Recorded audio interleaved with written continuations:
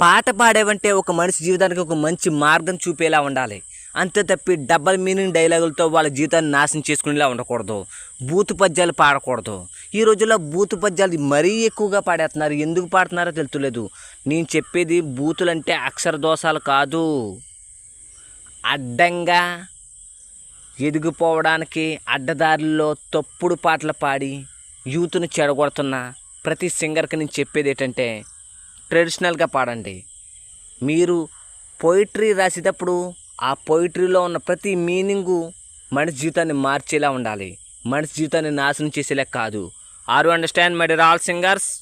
Please change your voice. Jai Hind.